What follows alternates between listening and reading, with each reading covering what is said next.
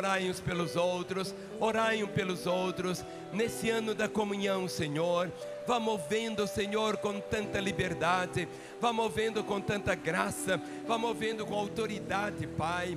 Vá arrancando dos corações o que precisa ser arrancado, vá tirando, mas vá colocando, Senhor, a tua resposta, vá manifestando, Senhor, o teu nome, vá trazendo, Senhor, a glória do teu nome, vá manifestando todo o teu favor, ó Pai. Senhor, em nome de Jesus, Senhor, em nome de Jesus, em nome de Jesus, em nome de Jesus, vá, Senhor, com todo o poder. Vá manifestando, Senhor, o teu nome, a tua própria vida, Senhor.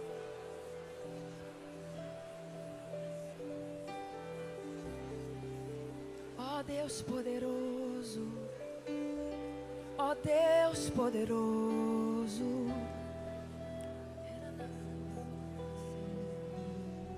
ó Deus poderoso, em Ti está a nossa vitória.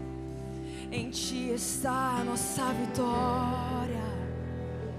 Oh, em Jesus sou mais que vencedor.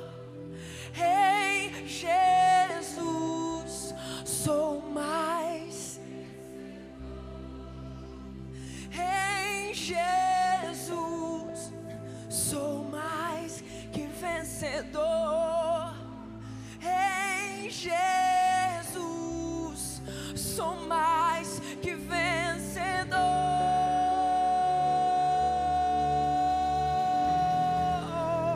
Você pode erguer as suas mãos comigo e dizer isso? Jesus, nessa noite nós ganhamos a tua vitória.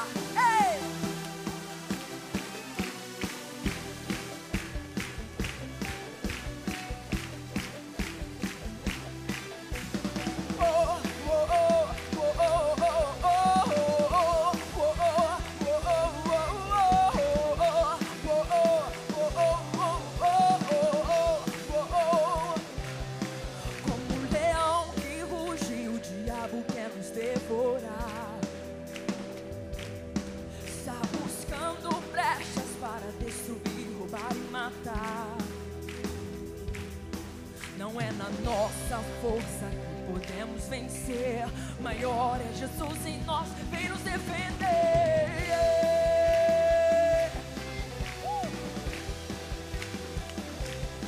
O sangue derramado lá na cruz foi para me salvar. O meu pecado e dor Jesus levou, sofreu no meu lugar. A minha dívida pagou para eu livre. Quantos livres aqui essa noite? Ei, posso viver. Hoje eu sou livre para amar a Deus, viver vitorioso como filho seu. Hoje eu sou livre para celebrar. O pecado não pode mais me dominar.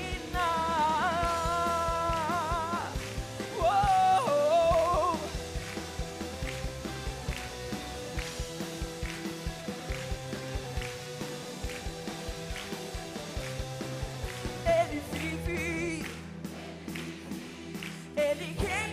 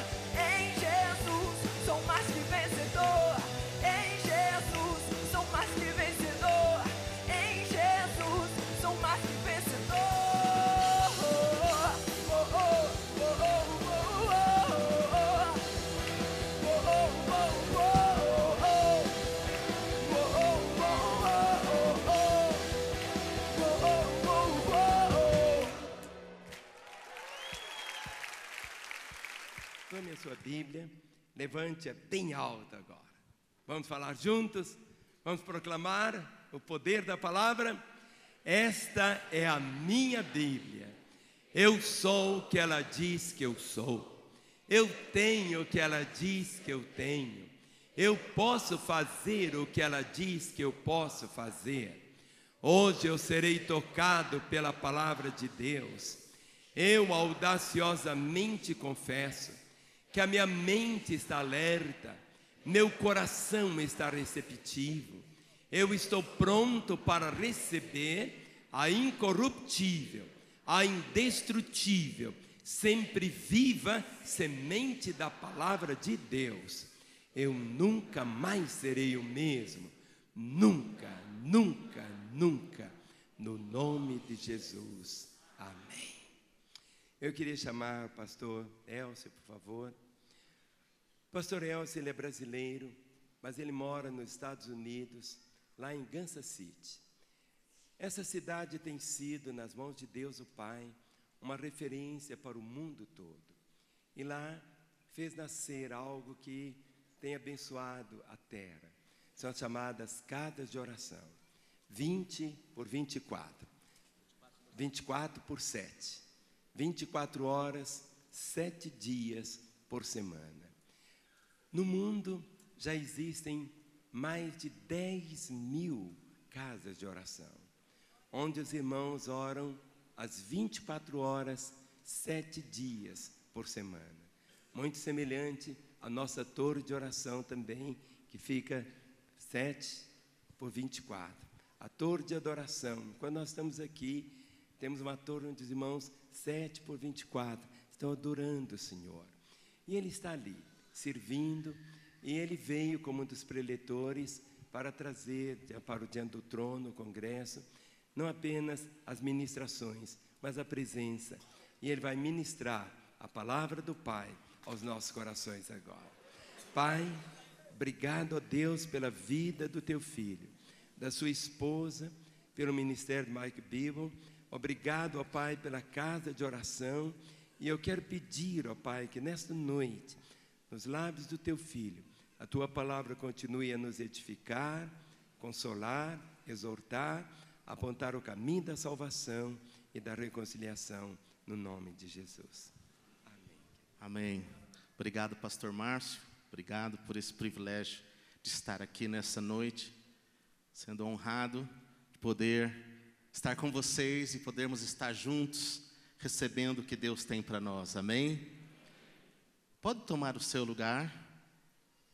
É uma bênção e nós estamos com grande expectativa pelo que o Senhor vai fazer esta semana. Já começou a fazer. Nós queremos também reforçar algo. Na quinta-feira do congresso, começa também no tabernáculo, algo que o Senhor inspirou a Ana Paula e o pastor Gustavo, quando eles estiveram lá em Kansas City, agora no final do ano, visitando o ministério.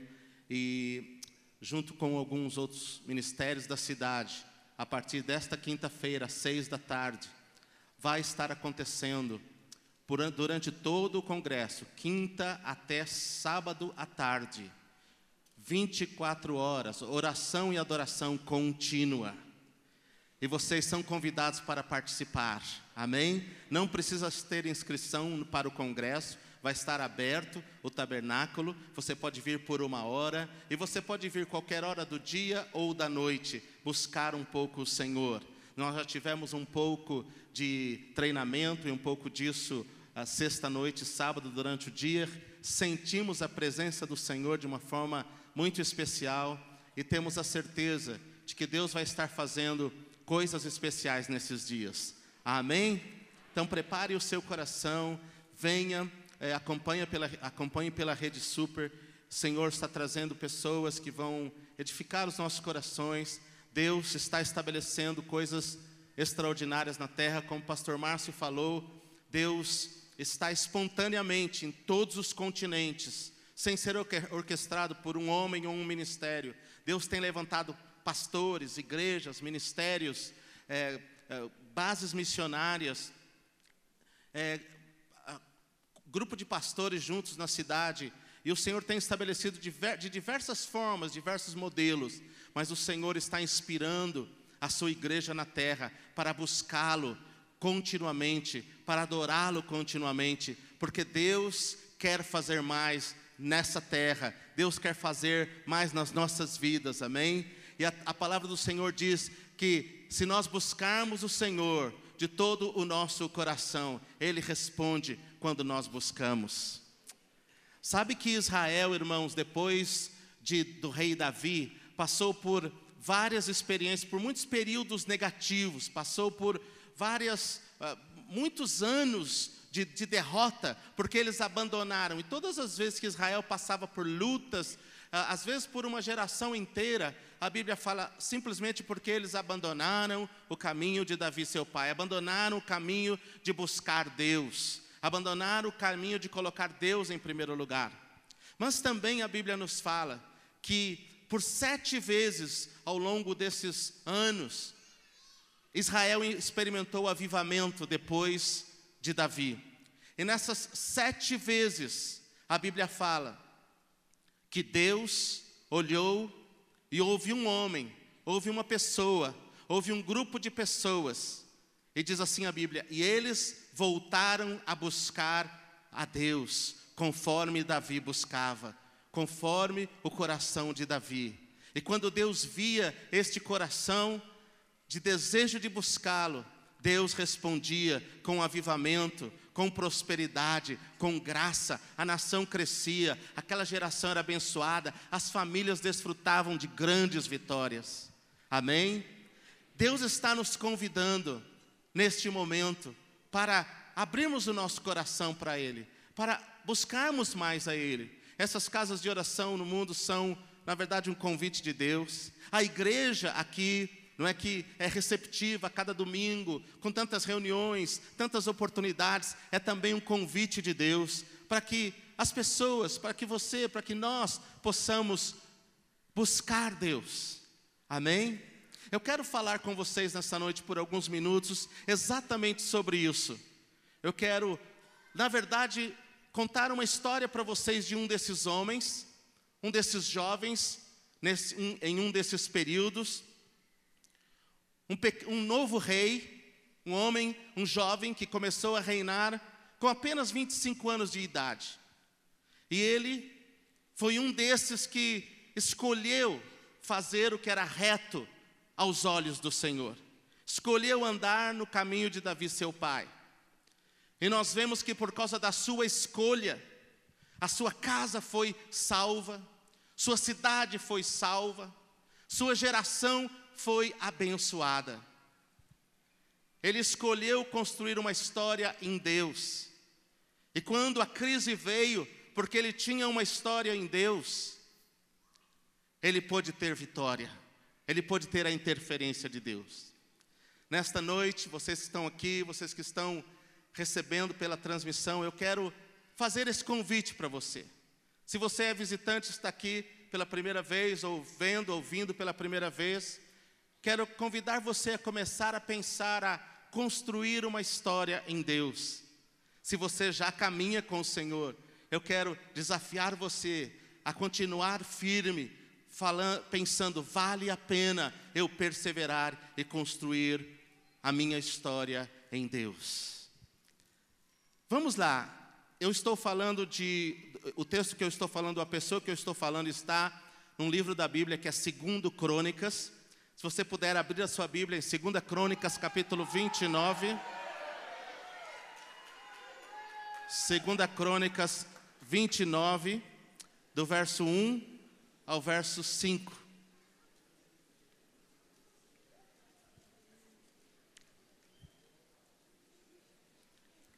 Não sei bem o que aconteceu, mas amém.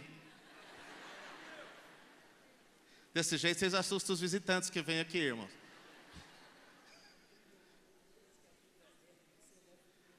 No culto do pastor Vinícius, toda vez que a Bíblia é aberta, vocês celebram. Então vocês são do culto das 8h30? Amém, que boa prática. Vamos dar um glória a Deus, porque a Bíblia está sendo aberta. Amém, glória a Deus, aleluia. 2 Crônicas, capítulo 29. nós temos a história deste moço, 25 anos. Imagine um moço que assume o reinado de um país, todo o poder, toda a autoridade, com 25 anos de idade. O mais interessante é que nós não vamos nem olhar, mas no capítulo anterior é um dos capítulos mais tristes de toda a Bíblia, talvez, ou pelo menos desse livro. É a história do pai dele. E a história do pai dele é muito triste, porque o pai dele fez o que era muito ruim aos olhos do Senhor. Cometeu todo tipo de pecado, não só isso, mas levou o povo a se desviar de Deus. Ele pegou as coisas sagradas do templo e deu para os ídolos, deu para outros deuses. E ele fez coisas tão horríveis, irmãos, que a história dele termina trágica.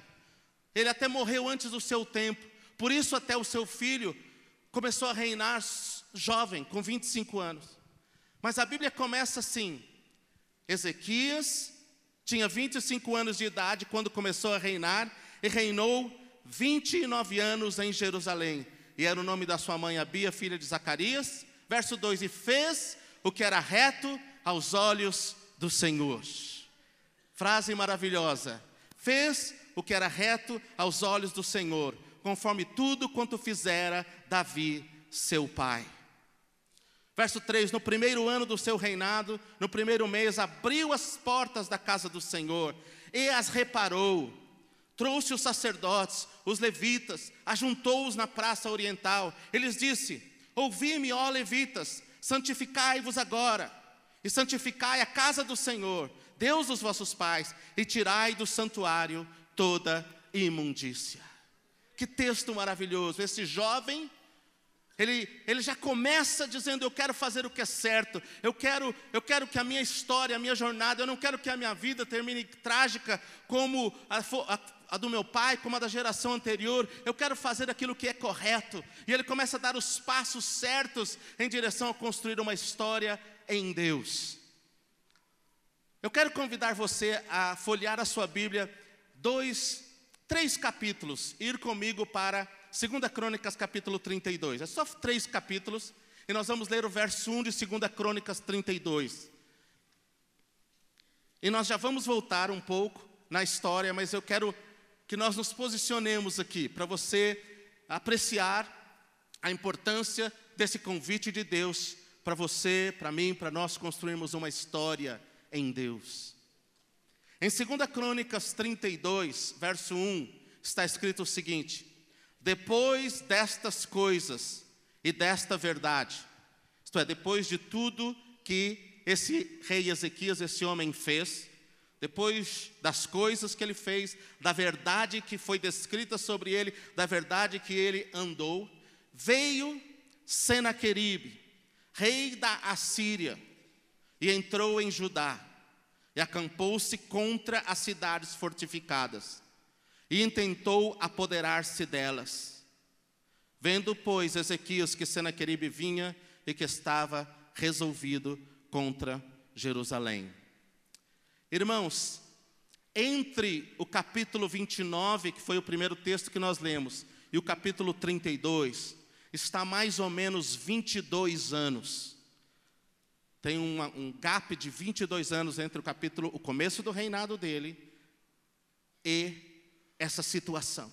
Essa situação aqui é uma situação muito difícil. É uma situação de crise muito forte para Ezequias, sua casa, seu reinado e o seu povo. Esse homem, Senaqueribe, era um rei de um povo, os assírios, terrível. Ele vinha dominando. Mesmo antes do reinado de Ezequias, os assírios já vinham dominando os povos. E Deus até agora tinha preservado Ezequias, Jerusalém, por causa da fidelidade dele. Mas agora chega este homem, que se considerava invencível. De cidade em cidade ele dizia assim: ninguém pode me resistir, é melhor vocês entregarem-se rápido, porque vocês não vão ter força contra mim. Chegou uma crise às portas de Jerusalém que aos olhos humanos era impossível de ser vencido. Senaqueribe não veio sozinho, ele veio com 300.000 soldados. E a Bíblia nos diz que Ezequias tinha menos de 10.000 soldados dentro de Jerusalém. Menos de 10 mil. E agora ele está cercado por 300 mil homens. O que é que você faz numa situação dessas? Bom, depende. Se você tem uma história em Deus, como Ezequias tinha construído por 22 anos, você sabe o que fazer. Então eu quero voltar rapidinho com vocês e dizer para vocês 3 coisas que Ezequias fez na sua vida. E eu quero convidar você a fazer como prática a partir de hoje. A primeira coisa, nós já vimos, ele restaurou o templo do Senhor. Quando ele começou a reinar, ele removeu os ídolos. Ele removeu tudo que estava ocupando o lugar de Deus. O que é um ídolo? Irmãos, um ídolo não é só uma imagem. Um ídolo é tudo aquilo que ocupa o lugar de Deus nas nossas vidas. É tudo aquilo que toma a prioridade, que é mais importante para nós do que Deus, do que o Senhor Jesus. Ezequias removeu os ídolos e ele santificou, purificou a sua vida e purificou o povo que andava com ele. Diga comigo, remover os ídolos e santificar a nossa vida. Só uma maneira de eu e você santificarmos a nossa vida é nós aceitarmos aquele que é santo para viver dentro de nós.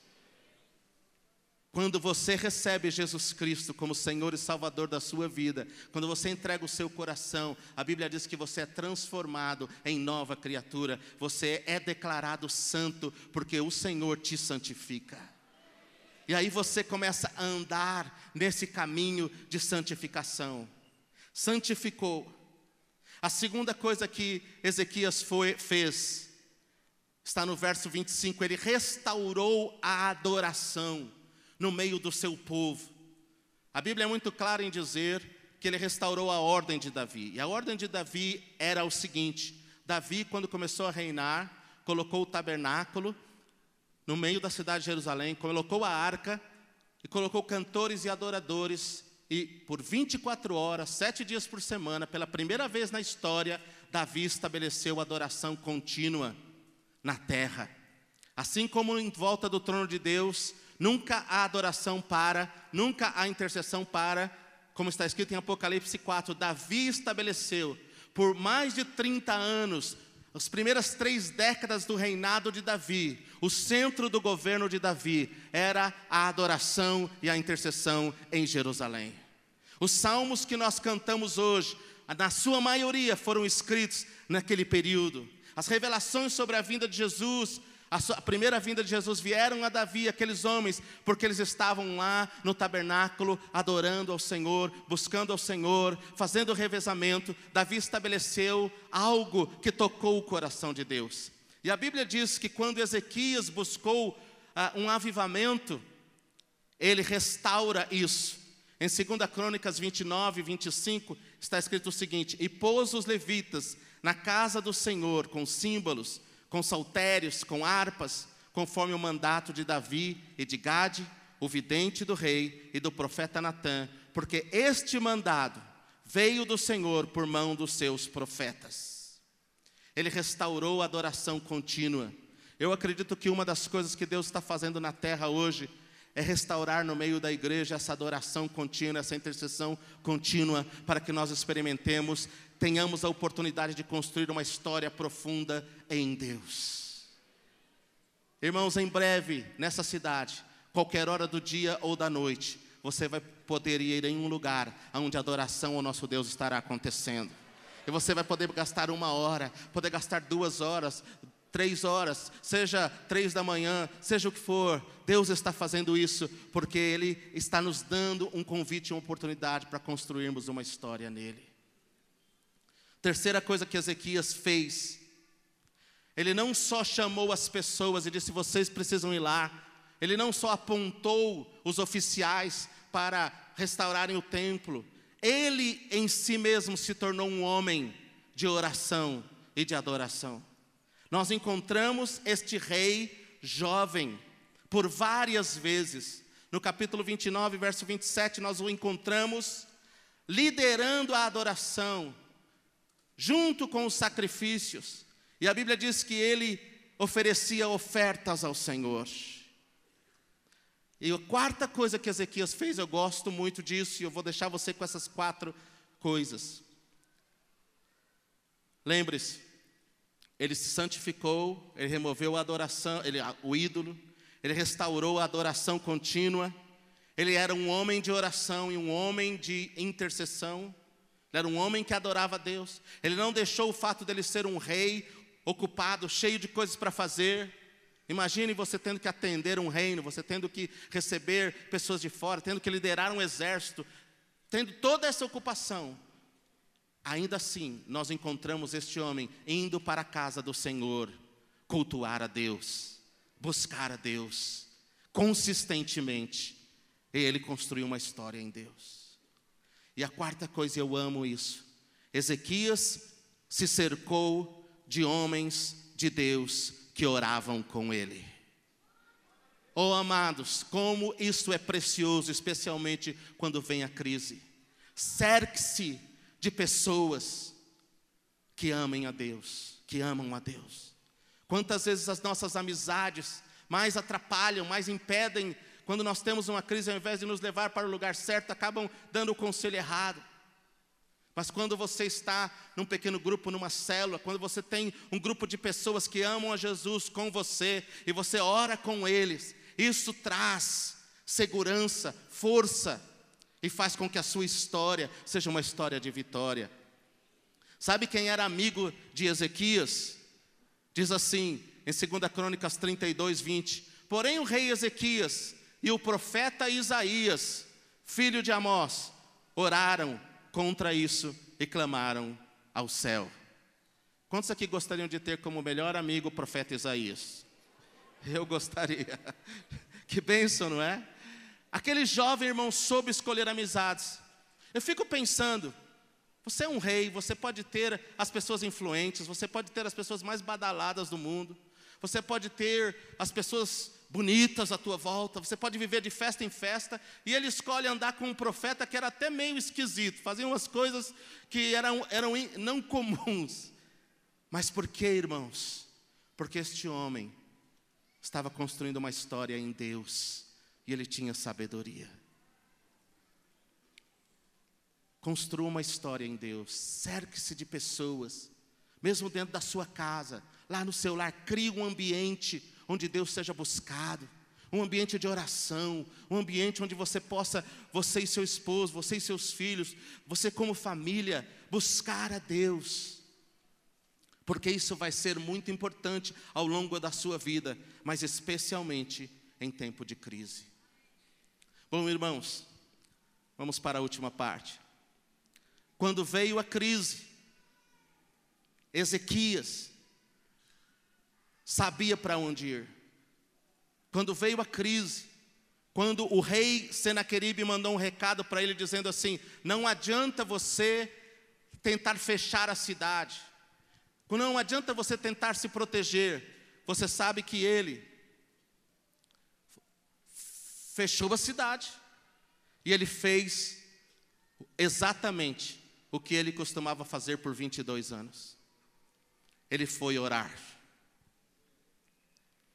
Ele foi buscar o Senhor. Segundo, ele foi buscar companheiros de oração.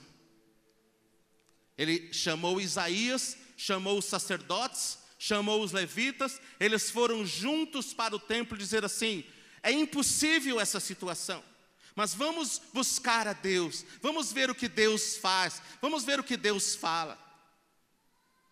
Terceiro, ele mesmo entra em consagração, em oração.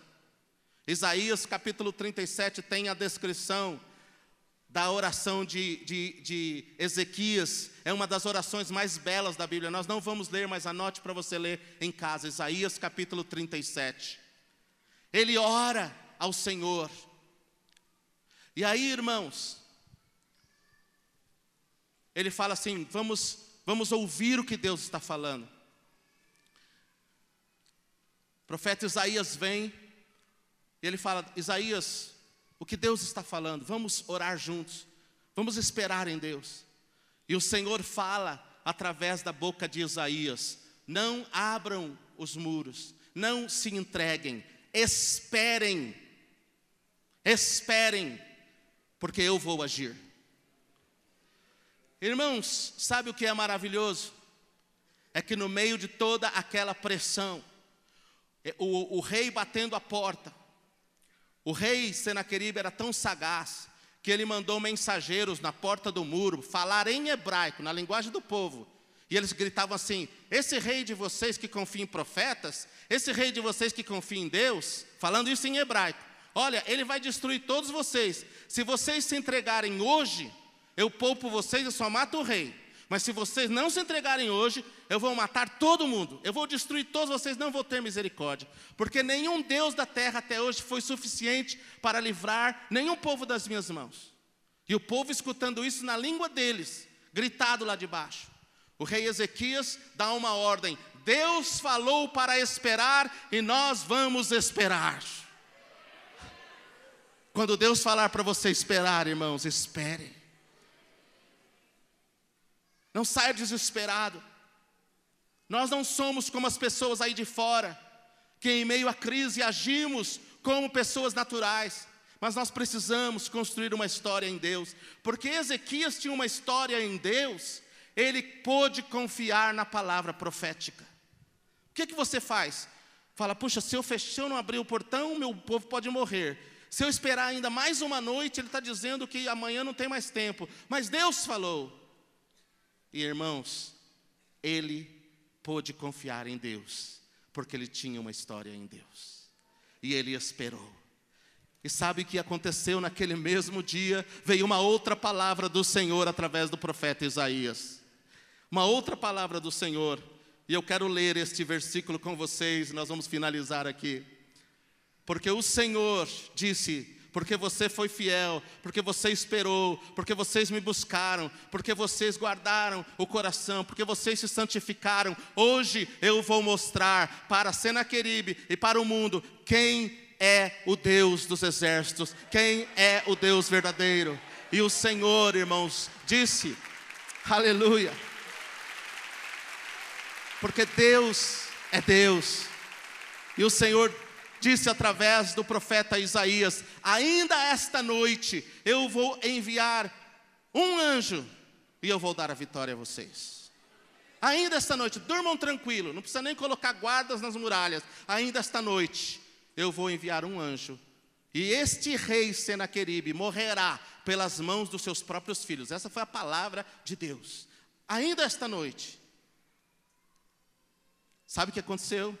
Olha a palavra do Senhor, Isaías 37, 36, diz o seguinte: então saiu o anjo do Senhor. Diga comigo: o anjo do Senhor.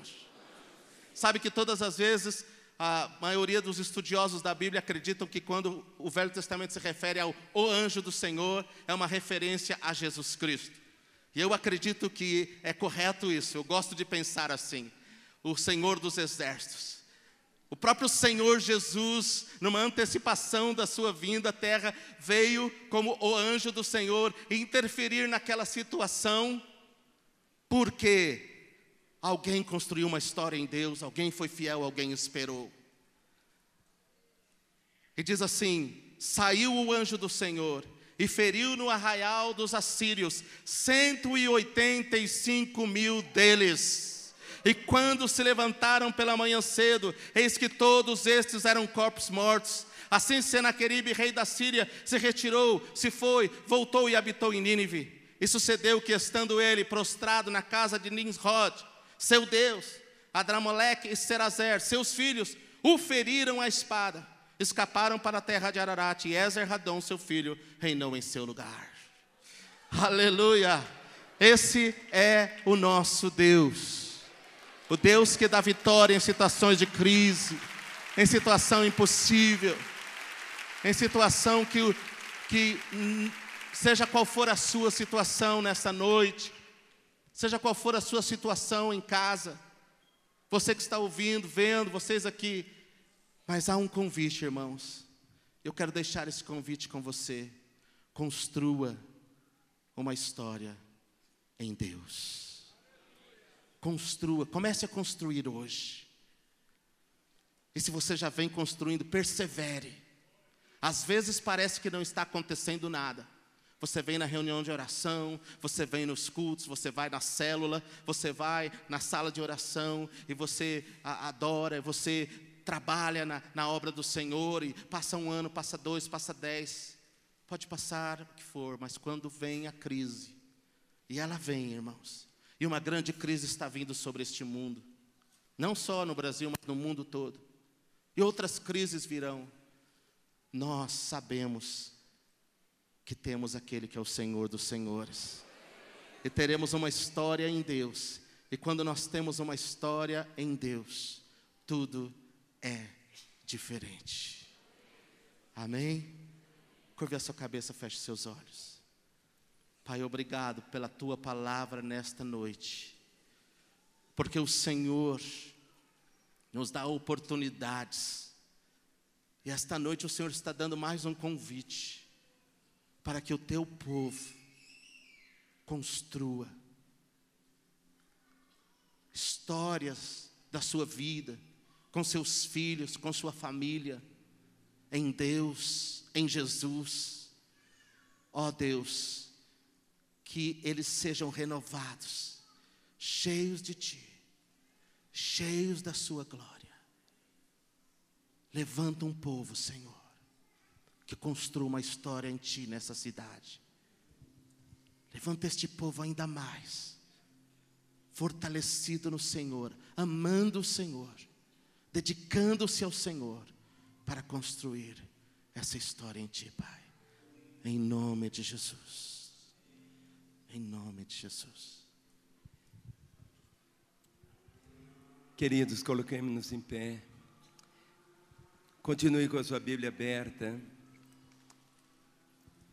Creio que nessa palavra que o Senhor trouxe ao nosso coração, não existe nada que seja grande demais para o poder do Senhor. Como não existe nada que seja tão pequeno que o amor dele não alcance. O testemunho desta noite, continue aqui com sua Bíblia aberta em Isaías 37, o verso 36, que eu quero ler novamente esse texto. 300 mil, fale comigo, 300 mil, bem armados, alimentados, treinados, cuspindo ódio, para varrerem da face da terra a Israel e o seu povo. Mas o verso 36 de Isaías 37 diz: então o anjo do Senhor. A palavra anjo é enviado, é um enviado. Jesus é um enviado, e ele batalha as nossas batalhas. E daí saiu o anjo do Senhor e feriu no arraial dos assírios a 185 mil. E quando se levantaram os restantes pela manhã, eis que todos estes eram cadáveres. Há um momento na nossa vida que nós temos mais do que nunca, não apenas descansar, mas confiar no Senhor, mas temos que ser guerreiros. Eu comecei essa celebração lendo com os irmãos o Salmo 130. Tome novamente a sua Bíblia no Salmo 130. E o Salmo 130 começa dizendo: das profundezas clamo a Ti, Senhor. Quem sabe você está vivendo, como o pastor disse, um tempo tão para baixo, tão profundo, mas não existe nenhum vale tão profundo que a mão do Senhor não seja mais profunda para te tirar de lá. Não existe. E das profundezas clamo a Ti, Senhor. Das profundezas clamo a Ti, Senhor. Talvez das profundezas de um casamento que está tão ruim, de uma família que você vê que todo aquele bulício de felicidade, de alegria, deixou de existir.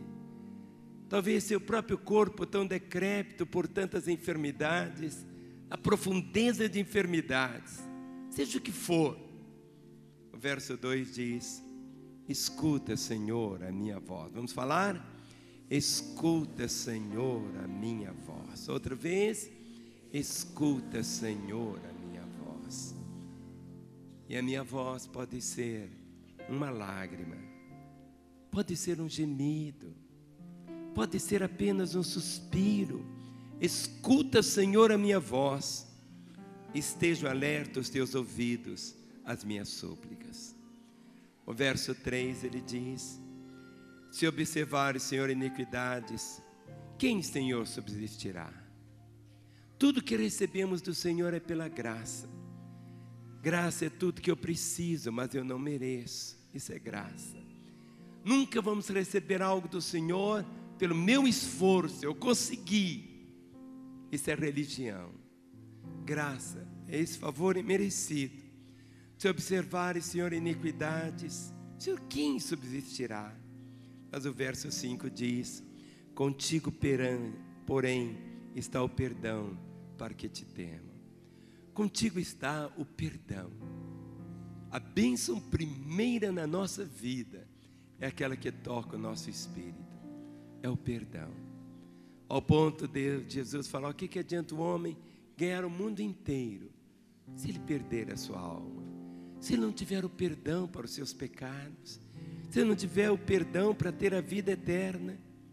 E o verso 5 ele diz: aguardo o Senhor, aguardo o Senhor, a minha alma aguarda, eu espero na sua palavra. A resposta vem pela palavra. Levante a sua Bíblia e diga: a resposta vem pela palavra. A resposta vem pela palavra. A resposta vem pela palavra. Você não precisa correr para que lugar, não, a palavra, a resposta vem pela palavra. Verso 6: a minha alma anseia pelo Senhor, mais do que os guardas pelo romper da manhã. Na noite, os guardas não conseguem ver os inimigos. O anseio de um guarda à noite é o amanhecer. Quer que a noite seja tão rápida e o amanhecer chega. Mas aqui ele faz esse paralelo: a minha alma anseia pelo Senhor. A minha alma te deseja mais do que os guardas pelo romper da manhã. E o verso 7: espere, espere, Israel, no Senhor. Esperar não é uma questão de tempo. Esperar é uma atitude do coração. Espere, Israel, no Senhor, pois no Senhor há misericórdia, nele copiosa redenção. É Ele quem redime a Israel de todas as suas iniquidades. É Ele quem redime o Márcio de todas as suas iniquidades. Vamos falar e você vai citar o seu nome. Vamos falar? É Ele quem redime o Márcio de todas as suas iniquidades. Outra vez: é Ele quem redime o Márcio de todas as suas iniquidades. Fale para o seu irmão citando o nome: é Ele quem redime o Márcio de todas as suas iniquidades. Põe sua Bíblia sobre o banco, deem as mãos pelos corredores, e nós vamos cantar esse episódio, e depois vamos orar. E às 8 da noite você vai sair. Não saia 1 minuto antes da reunião.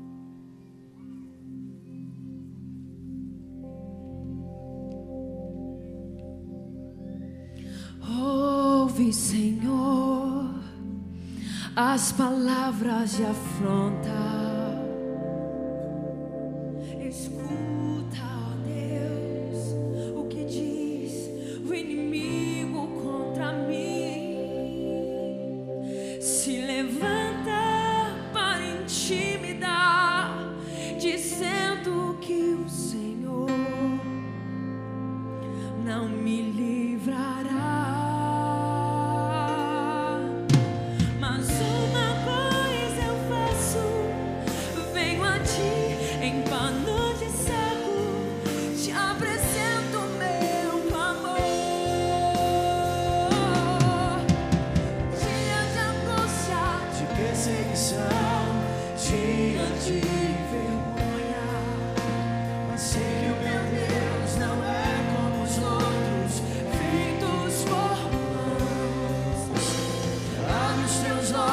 Senhor e vê, Criador dos céus e da terra. Salva-nos das suas mãos agora, e todos saibam que só tu, Senhor, és Deus.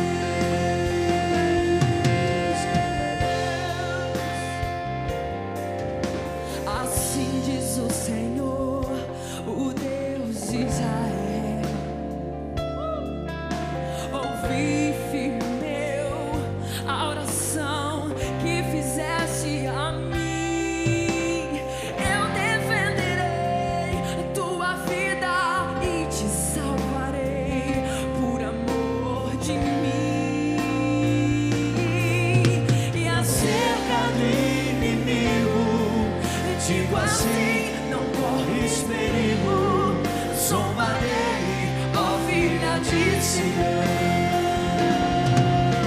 Despreza e zomba do inimigo enquanto ele foge. Não foi contra ti que blasfemou, levantou a voz arrogante. Porém um anzol no seu nariz e um freio na sua boca. E o farei voltar por onde veio, e contra ti nenhuma flecha atirará. Despreza e zomba do inimigo enquanto ele foge.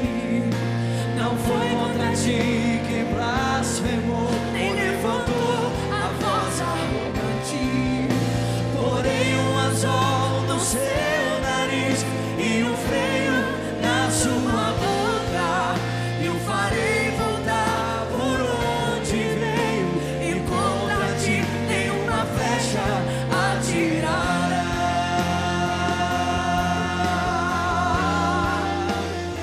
Sou Deus que dá vitória. Me buscaste, eu te dou a vitória.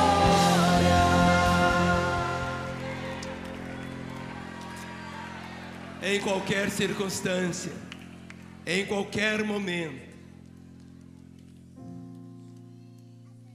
tenha a palavra. Não caminhe pelo seu sentimento, porque os nossos sentimentos são tão instáveis. Podemos estar lá em cima, lá embaixo, sentir, não é por sentir. Vamos falar? Eu sou o que a Bíblia diz que eu sou. Eu tenho o que a Bíblia diz que eu tenho. E eu posso, o que quer dizer, o que a Bíblia diz que eu posso fazer. Coloque suas duas mãos sobre seu coração. Nessa noite você ouviu não apenas um episódio da história. Nessa mesma proporção você também sempre tem.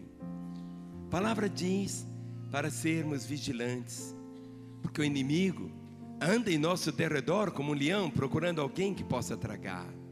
Mas diz para você resisti-lo firme na fé, resistir com a palavra, sempre proclamando: maior é o que está em mim do que aquele que está no mundo.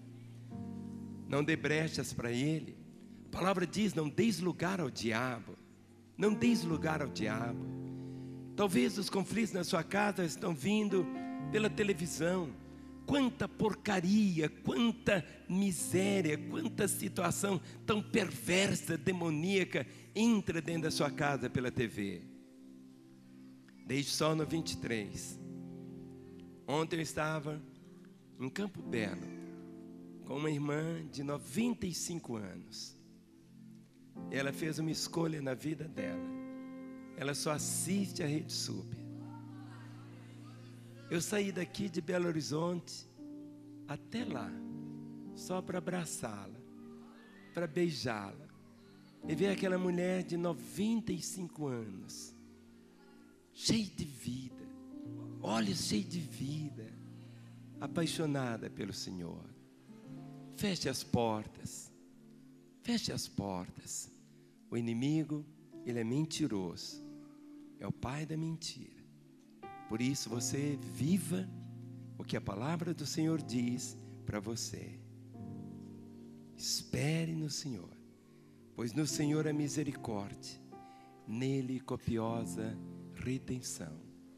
E essa palavra redenção era muito usada na época dos escravos. No nosso país tivemos uma página das mais tristes, quando os seres humanos, pessoas como eu e você, foram trazidas lá da África e aqui eram vendidas como mercadoria. Mas algumas pessoas faziam algo, elas compravam, pagavam preço e dizia: você agora está livre. Redenção é isso. Jesus veio para pagar esse preço. Todos nós somos pecadores, condenados, mas Jesus é o Redentor. Ele pagou o preço ali na cruz.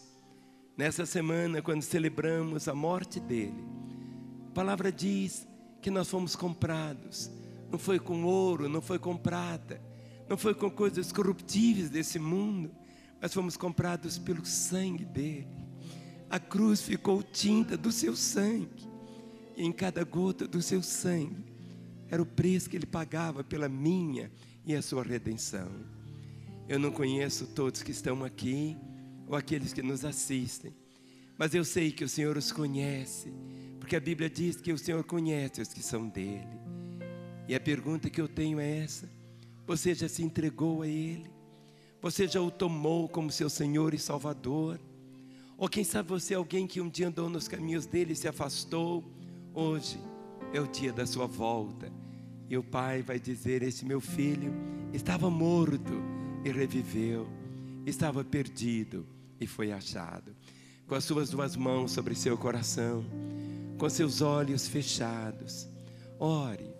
E eu queria que todos nós nos identificássemos com os milhares que estão nesse lugar e milhões que nos assistem. Ore dizendo assim: Senhor Jesus, eu sei o que o teu nome significa, Salvador. E nesta hora eu te tomo como meu Salvador. Eu reconheço que sou pecador, miserável, condenado, perdido, mas eu ouvi que o Senhor morreu na cruz em meu lugar. Jesus, e eu que andei contigo, mas me afastei. Agora eu estou aqui, arrependido, voltando aos teus caminhos. Continue com seus olhos fechados, todos nós orando agora. E eu quero fazer uma oração sozinho, você não vai repeti-la. Quero orar por você, que pela primeira vez orou dizendo: Jesus, entra na minha vida, eu te recebo como meu Senhor e Salvador. Você que hoje entrega, toma Jesus Cristo como seu Senhor e Salvador. Ou você que estava desviado, afastado dos caminhos dele, veio uma saudade, você veio aqui à igreja, mas hoje você volta para ele. Eu quero fazer uma oração sozinho por você. Você não vai repetir essa oração, eu quero orar só por você. Para que eu ore por você, eu peço um sinal da sua parte, que você levante uma das suas mãos no seu lugar, e eu quero orar por você. Você que hoje entrega a sua vida a Jesus, ou você que volta aos caminhos dele, levante a mão bem alto.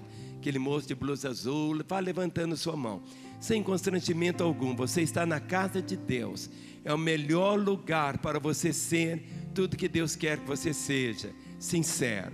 Levante bem alto a sua mão. Você que volta aos caminhos dele, você que se entrega a ele, venha, venha, há poder no sangue de Jesus. Enquanto estivermos cantando, eu queria que você abrisse os olhos. Todos vocês que levantaram suas mãos, deixe seus lugares e venha. Pode vir, pode vir. Nós vamos orar por você agora. Todos que levantaram suas mãos, deixe seu lugar e venha. Esta é a hora de Deus. Venha, o Senhor te recebe. Esta é a hora de Deus para a sua vida. É a hora de Deus para você. Pode vir. Venha, venha, venha, venha. É a hora de Deus para você. Venha para para Jesus. Seja um homem, uma mulher, um jovem, uma criança, um adulto lá na segunda galeria, na primeira, aqui no térreo. Venha. Esse é o momento do céu para a sua vida. Esse é o momento para você na sua casa também. Não sei onde você nos assiste. É o momento de você falar: Jesus, entra na minha vida. Ele vai entrar. Tudo será tão novo, tão diferente. Faça isto agora. Ninguém te ama mais do que Ele. Ninguém. Aparece esse telefone: 3429-9450. 3429-9550. Ligue. Nós queremos orar por você, abençoando a sua vida, para que você experimente o que esses vão começar a experimentar agora. Eu me arrependo, Senhor, me arrependo, Senhor, me arrependo, Senhor. Eu quero voltar ao primeiro amor, ao primeiro amor. Eu quero voltar a Ele. Vocês que estão aqui ajoelhados, podem ficar em pé. Cheguem aqui bem pertinho de mim. Pode chegar. Não pense que Jesus Cristo tem em suas mãos pedra para atirar em você. Na Bíblia está escrito: o castigo que nos traz a paz estava sobre Ele. Ele assumiu o nosso lugar ali na cruz, para que nós pudéssemos ter a vida, pudéssemos ser perdoados, para que tudo fosse tão diferente na nossa história. Pode chegar, pode chegar. Você que continua aí no seu lugar, sabendo que seu lugar não é aí, mas é aqui no altar, deixe, venha. Igreja do Deus bendito, estenda as mãos agora. Você que está aí na sua casa, estenda as mãos também sobre os que estão aqui à frente, porque o destino eterno deles está sendo resolvido agora. Jesus Cristo disse assim: aquele que vem a mim, de maneira alguma eu lançarei fora, e ninguém o arrebatará das minhas mãos. Pai, na autoridade do nome de Jesus Cristo, eu desligo destes que estão aqui no teu altar, da vida daqueles que em suas casas se entregam também ao Senhor. Quebro todo o poder das trevas e ligo cada um deles com a tua vida, para que a partir de agora possam viver como filhos amados e queridos do Senhor. Amém. Olhe para mim. No momento quando você disse: Jesus, entra na minha vida, ou disse: eu volto aos teus caminhos, Ele te recebeu. Zerou tudo, tudo. Há um recomeço. E esse recomeço, Ele apaga o seu passado. Ele nunca mais, Ele diz: dos teus pecados não me lembro mais. Eu queria que meus pastores, todos eles sem exceção, se aproximassem de vocês agora. Dê um passo aqui à frente. Vocês vieram para Jesus, e Jesus, a igreja dele, nada mais é do que uma família. E você hoje tem uma nova família. Uma família cheia de carinho, de amor. Uma família que você pode contar com ela às 24 horas. Eu quero que você conheça a sua nova família. Eu vou contar até 3. Quando eu falar 3, eu vou pedir que você vire para você conhecer a sua nova família. Olha para mim. 1, 2, 3. Vire, olha. É a sua família. Uma família. É a sua família. Te abençoo. Te abençoo. Te abençoo. Te abençoo. Te abençoo.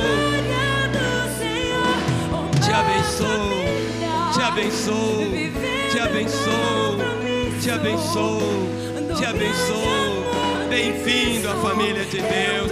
Bem-vindo, bem-vindo. Precioso, precioso. Te abençoo, te abençoo. Te abençoo, te abençoo. Vamos aplaudi-los. Bem-vindo.